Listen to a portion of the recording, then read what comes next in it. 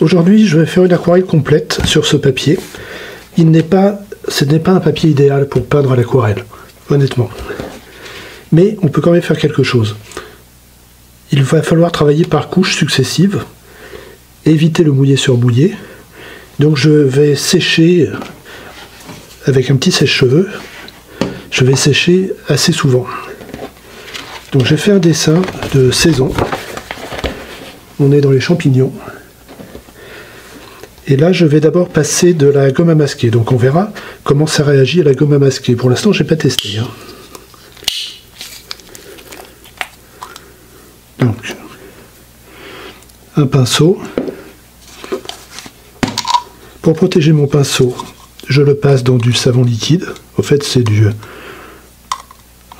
du produit vaisselle.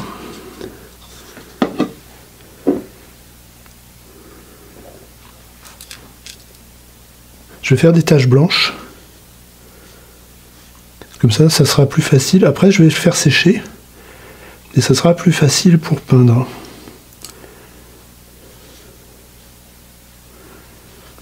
Comme ça, on en fait quelques-uns. Bon, faut pas exagérer non plus. Ici, on va en mettre un peu plus.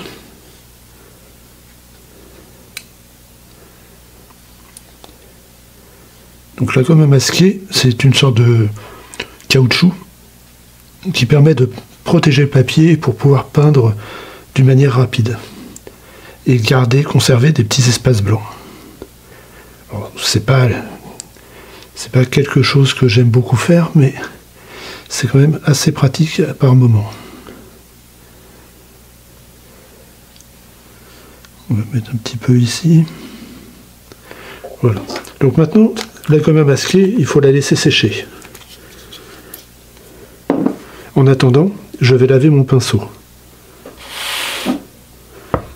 Comme je l'ai passé dans le produit vaisselle, il suffit que je le passe dans l'eau. Et vous voyez, il est nickel. Alors pour faire ça, vous utilisez un pinceau pas forcément très cher. Ça, je ne sais pas ce que c'est. Et au moins vous retrouvez votre pinceau comme à l'origine, parce que sinon ça se prend dans les poils. Et quand vous laissez sécher, après c'est terminé. Bon, là je vois que c'est sec. Alors je vais commencer par le pied. Je vais prendre un pinceau comme ceci, un numéro 6. Toujours du papier absorbant, de l'eau. Je vais commencer par le pied car c'est assez clair. Alors on va faire une teinte. Voilà, j'ai utilisé un petit peu de terre de sienne. La terre de sienne naturelle. Je vais y mettre un petit peu de violet clair. Ça va être parfait ça. Alors, ce papier, il faut pas... Voilà, il faut peindre comme si vous peigniez sur du mouillé sur mouillé. Excusez-moi. Du mouillé sur sec.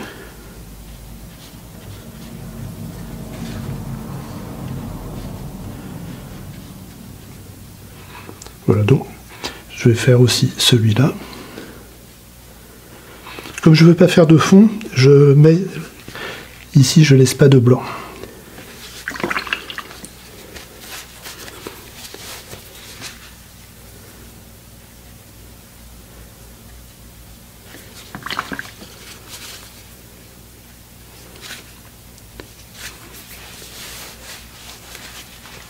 Alors, évitez à ce moment-là de rajouter tout de suite de la couleur, parce qu'elle ne tiendra pas.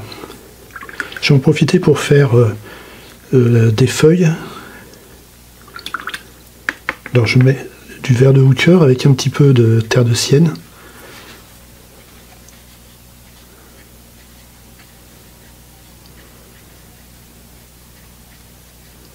Voilà, en fait, forme de feuille au loin, assez symbolisée.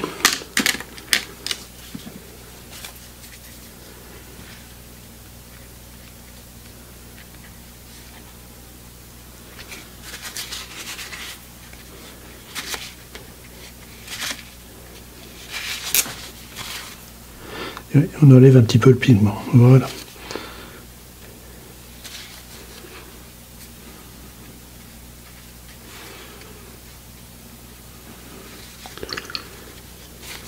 Là, je laisse sécher, je n'y toucherai plus.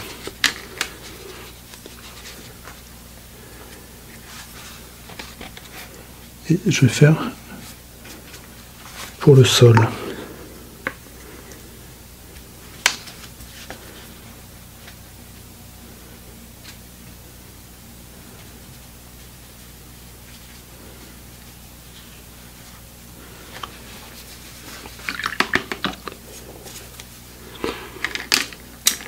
Donc là, je vais faire pareil que tout à l'heure. Je vais utiliser un pinceau plus fin.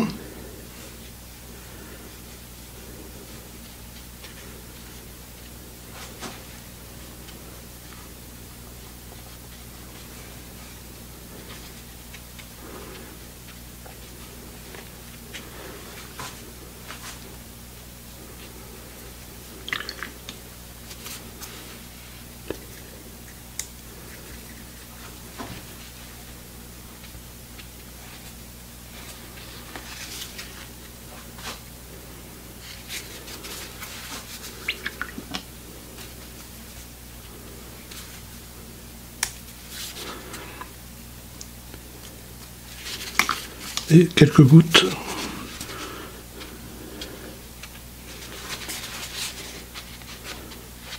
Voilà, en fait, j'essaye de peindre normalement sur ce papier et de faire quelque chose d'assez sympa. On va voir comment ça se déroule.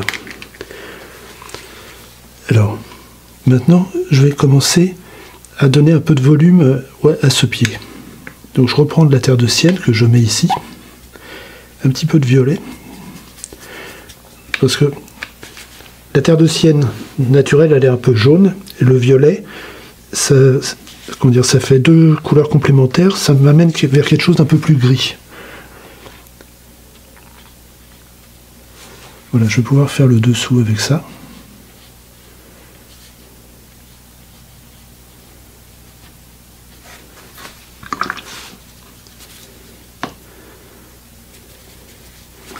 Maintenant, j'ai envie que mon pied soit quand même plus lumineux.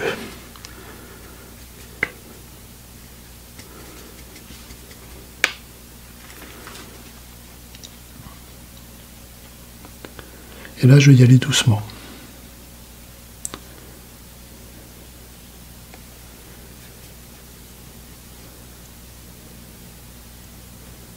En fait, on va voir que ça commence à donner un peu de volume.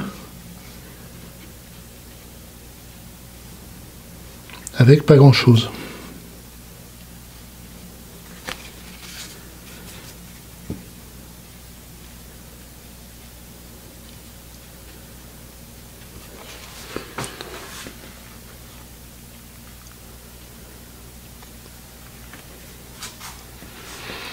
Et là sur le bas, je remets une couleur plus claire.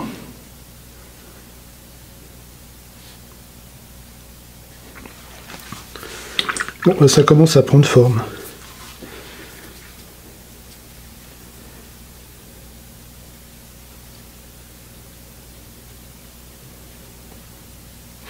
Alors, on va dire que c'est éclairé par là. J'ai donc toute cette partie-là qui est plus sombre. Vous voyez, la lumière arrive ici.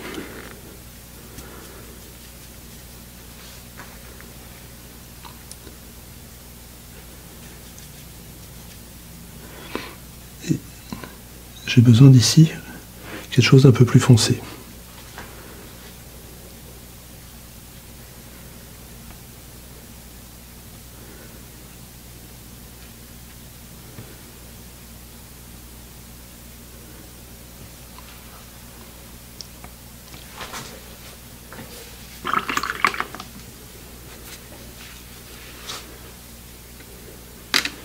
Alors à partir de là, je vais sécher, parce que sinon, si je sèche pas, il va falloir que j'attende assez longtemps, parce que ce papier-là n'absorbe pas en fait. Ou très très peu. Vous voyez que d'habitude, quand vous avez l'habitude de travailler sur un papier, on va dire coton, il absorbe très très vite. C'est très agréable, parce qu'on peut peindre vraiment d'une manière très naturelle. Là, il faut faire très attention à chaque étape. C'est pas un vrai problème, il suffit d'y penser. Voilà. Une fois que c'est sec, en fait, la couleur est fixée, on n'a plus de problème. Maintenant, je vais m'occuper du chapeau. Et puis après, il n'y aura qu'à donner ajouter quelques détails. Alors, ce chapeau, on va prendre du jaune. Vous voyez, je remets tout le temps la couleur dans la même chose là. On va commencer par du jaune sur le bas.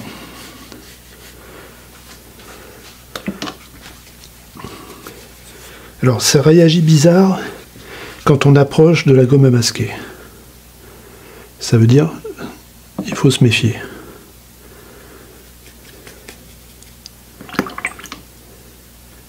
Alors là, j'utilise 2 rouges différents. Je vais quand même mettre un petit peu de jaune dedans, voilà.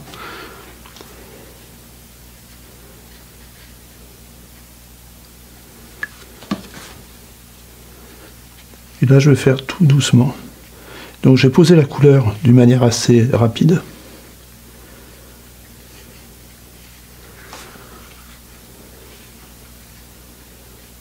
Alors, j'ai mouillé un petit peu, j'utilise maintenant le côté un peu mouillé sur mouillé.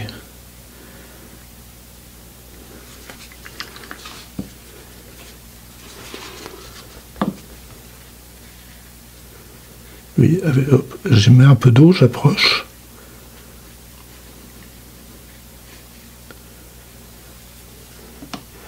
Maintenant, on va changer de couleur, de manière à avoir quelque chose un petit peu plus orangé.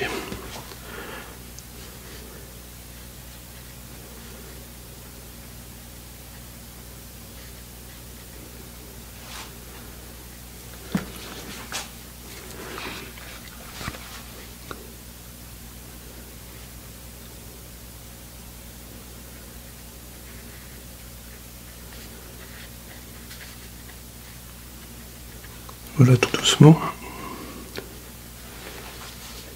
Et mon chapeau se fait. Et je vais commencer à apporter un petit peu de nuance par endroit.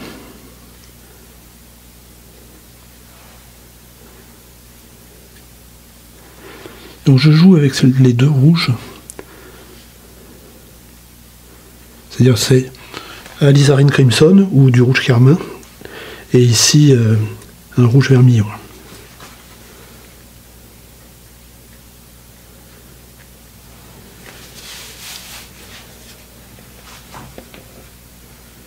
Alors je vais aussi prendre du violet. Et là j'ai besoin de quelque chose un peu plus sombre par là.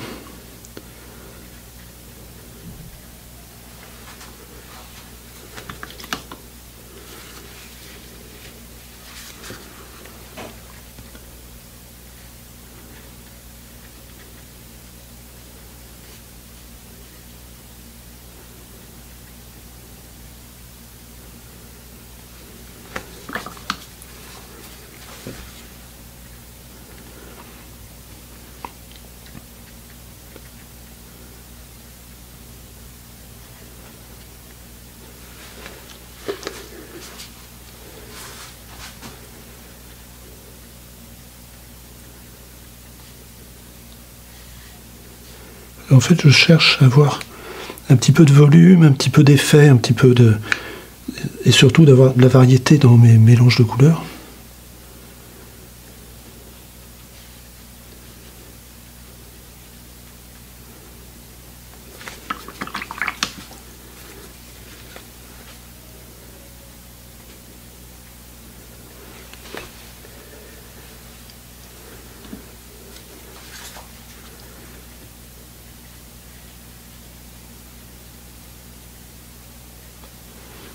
Voilà, maintenant je vais m'occuper de celui-là. Et celui-là, on va le mettre un petit peu plus rouge que l'autre.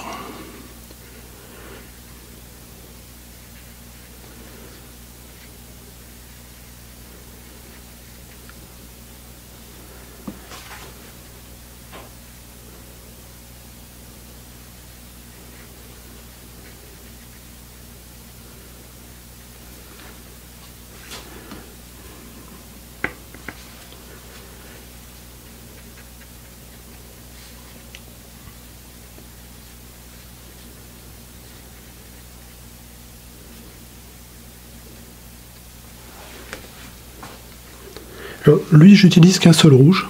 Comme ça fait une vraie différence avec celui-ci qui a des tons un petit peu orangés.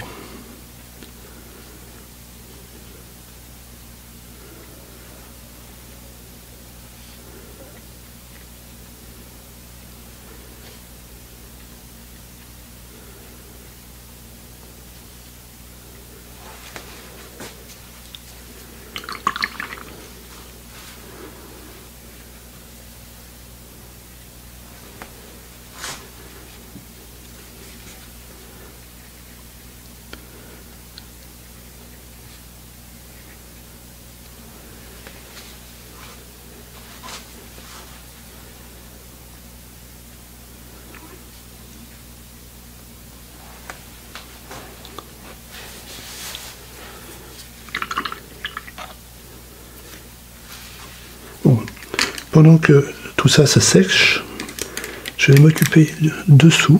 Alors je vais prendre un tout petit pinceau. Je vais le mettre là, directement. Un peu dans le vert, un petit peu de violet.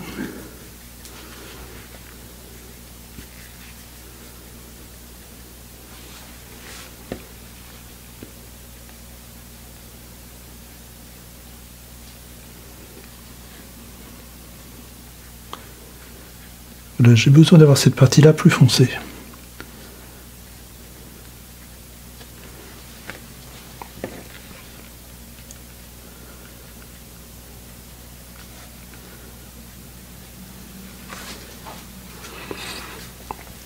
Pareil ici.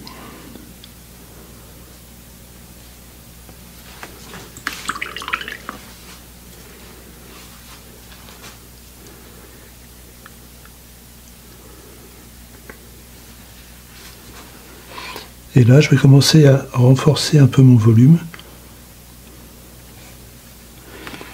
Je vais prendre un petit peu d'eau pour essayer d'avoir un petit dégradé, voir si ça marche. Oh, ça va.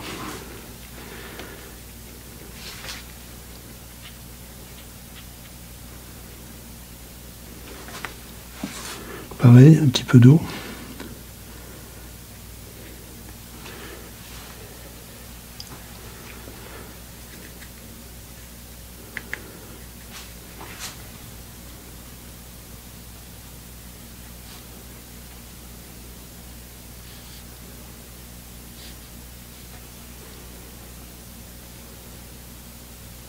Là, je vais aller toucher le rouge un petit peu, voilà.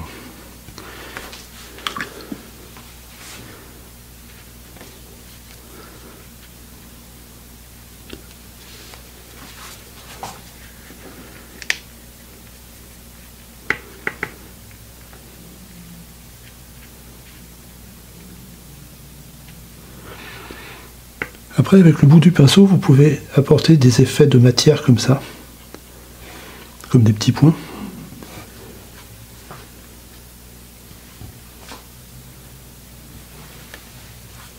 Voilà, donc vous voyez, on peut quand même travailler un petit peu de mouillé sur mouillé. Bon, il ne faut pas trop en faire quand même. Mais ça reste un papier, on peut peindre avec, mais il faut se méfier, énormément.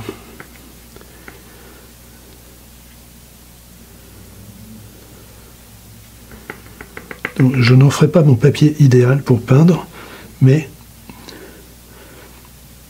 si vous en avez, ne le jetez pas. Vous pouvez vraiment faire des choses, faire des essais, des choses comme ça. Ça reste quelque chose d'acceptable.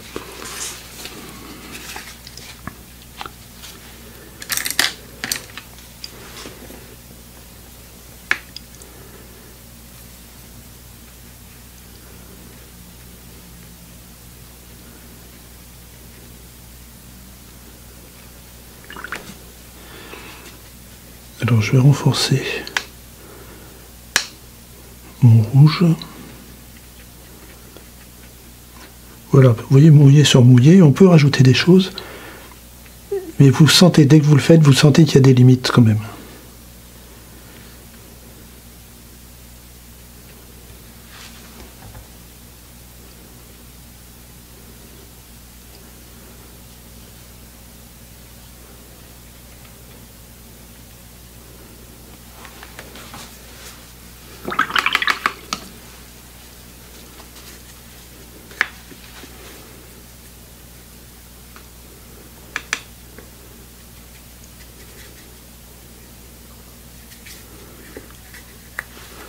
faut un petit peu de gris foncé quand même.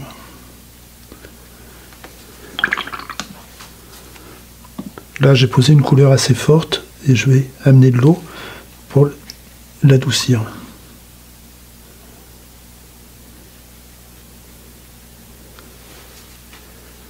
Bon, faut pas trop insister.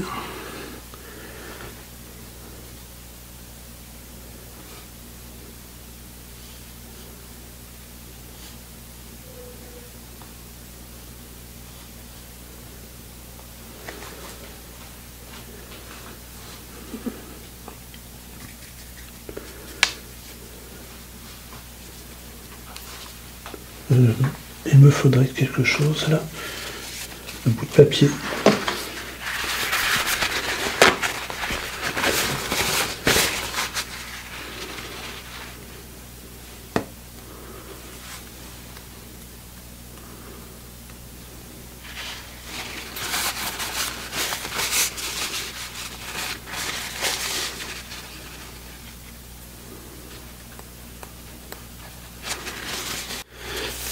Bon, il n'y a plus qu'à mettre un petit peu de couleur plus foncée pour contraster tout ça. Ça va redonner un peu de volume à la scène. Donc là, j'utilise un mélange de bleu outremer, de terre de Sienne brûlée. Ça fait un gris foncé. Voilà. J'utilise ce qu'il y a sur la palette, là, voilà. Donc avec le pinceau fin, faites comme des herbes, donnez du volume, du contraste.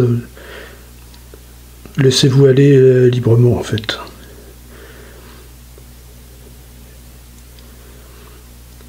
Et j'essaye d'avoir un mélange de zones claires et de zones foncées.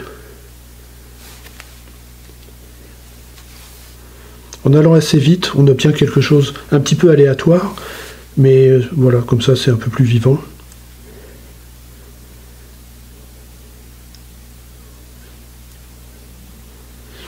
Donc là je mets en accéléré parce qu'en fait c'est la finition là.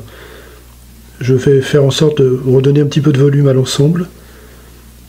J'utilise ce qu'il y a sur la palette.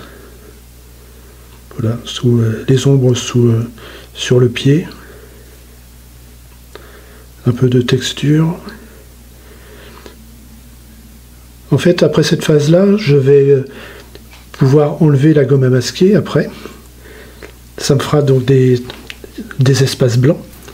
Et sur ces espaces blancs, je pourrais mettre un petit peu de gris. Justement, ce gris qui est sur la palette. Je l'utiliserai pour donner un petit peu de volume à toutes les aspérités, les petites choses blanches qu'il y a sur les chapeaux des champignons. Voilà, donc bien laisser sécher. Utilisez un sèche-cheveux si vous n'avez pas le temps, mais ce papier, il faut vraiment laisser sécher. Donc là, j'ai enlevé la gomme à masquer, et vous voyez, j'ai mis des petits coups de pinceau pour donner du volume à toutes les protubérances blanches du chapeau. Je termine un petit peu le pied, et voilà. Qu'est-ce qu'on peut faire avec ce papier ?